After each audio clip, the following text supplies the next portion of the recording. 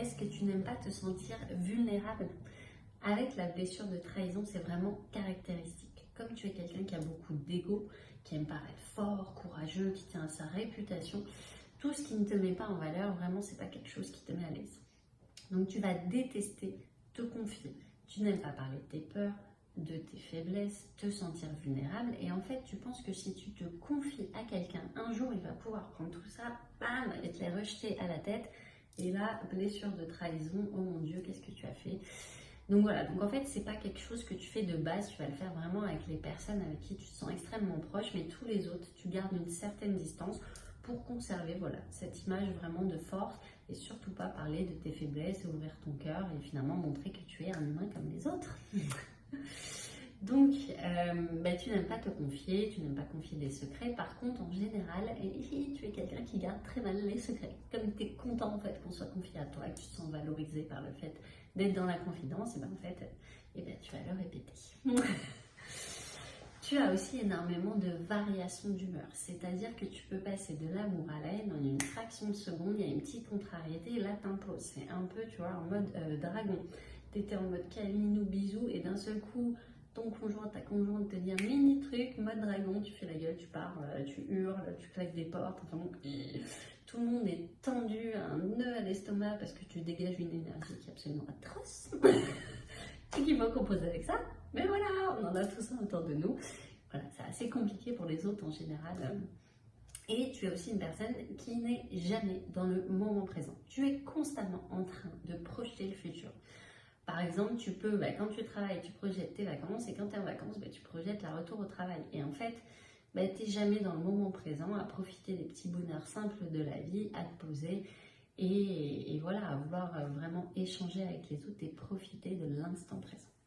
Donc si tu te reconnais là-dedans, ne te juge pas, c'est ok, on a tous des blessures, mais tout ça peut se travailler et ça peut être aussi beaucoup plus léger pour toi et pour l'entourage. Est-ce que tu as peur de la séparation? Avec la blessure de trahison, ce qui est caractéristique, c'est vraiment le côté où tu as énormément de mal avec la séparation, la dissociation, le désengagement. En fait, tout ça, c'est une perte de contrôle. Donc, tu vas te sentir trahi, ça va te mettre en insécurité. Et ça peut se passer autant dans ta vie personnelle que dans ta vie professionnelle. Par exemple, dans ta vie personnelle, soit tu vas choisir des personnes qui ne sont jamais libres, qui sont en couple, qui sont déjà engagées, et tu vas toujours tomber amoureuse des mauvaises personnes. Soit au contraire, tu vas rester dans une relation qui ne te convient pas parce que tu n'as pas envie de te désengager. C'est quelque chose qui te met mal à l'aise. Dans ta vie professionnelle, si tu es salarié par exemple, tu vas avoir du mal à changer de poste et alors encore plus à quitter une société pour aller dans une autre. En fait, comme tu as l'impression de trahir ton employeur, tu vas porter énormément de culpabilité à quitter une société. Par contre, si tu es patron indépendant, là c'est à l'inverse, tu ne vas pas supporter qu'un employé parte et décide de faire autre chose. Tu vas vivre ça comme une trahison, tu vas être en colère, tu vas être agressif, alors que c'est juste une suite logique de la vie. On ne peut pas garder un employé pendant 40 ans, quoi. Il a aussi son chemin à faire. Mais là vraiment, tu vas mal le vivre. Et tu vas être aussi quelqu'un qui a énormément de mal à fermer un projet, une société. Si ta société va mal, que tu es en échec et qu'il faut partir en liquidation, tu vas avoir tendance à retarder l'échéance, à accumuler des dettes parce qu'en fait, tu n'arrives plus pas à refermer le projet, à te séparer de cette société que tu as créée. Est-ce que tu es quelqu'un qui sale énormément tes plats, même sans avoir goûté, voire qui épice aussi énormément? Ça va avec la blessure de trahison. Tu as un rapport très particulier à la nourriture. C'est-à-dire que tu es déjà quelqu'un qui mange rapidement.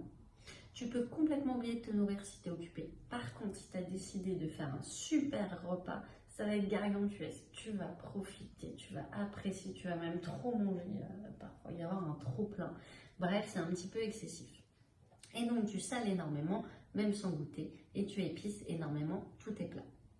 Tu as aussi un rapport assez particulier au sexe. Tu aimes énormément cette phase où tu tombes amoureux. Comme tu es quelqu'un de séducteur, il y a vraiment ce côté passionnel, séduction du début de relation que tu adores.